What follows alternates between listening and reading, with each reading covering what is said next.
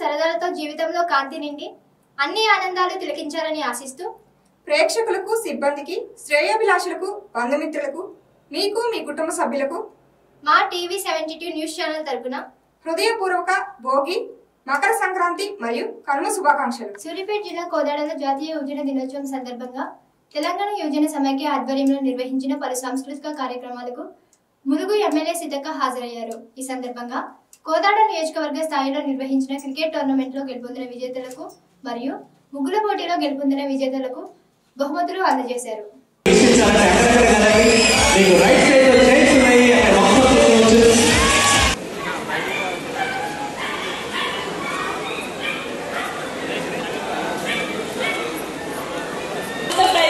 చాలా సంతోషంగా ఉంది. నేను సంతోషాన్ని పట్టుకుంటున్నాను. చీర కూడా బహుకరిస్తున్నాం.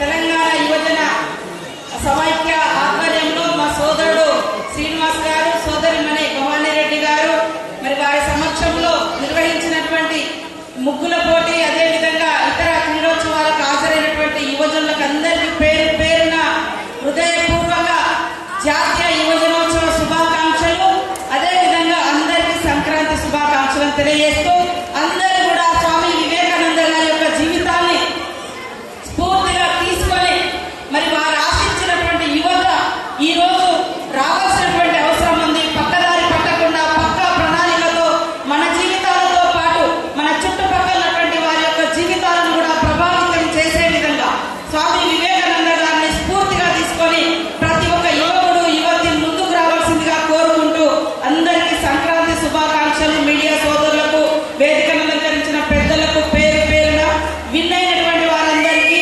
ఓడిపోయినప్పటికీ ఓటమి గెలుపుకు మెట్టుగా ఉపయోగించుకొని ఆత్మస్థైర్యంతో, ఆత్మస్ఫూర్తితో మరి మొక్కలోని ధైర్యంతో ముందుకెళ్ళాలి. వెనుకడుగు వేయొద్దు. వెనుకడుగు వేస్తే కనుమరుగైపోతాం.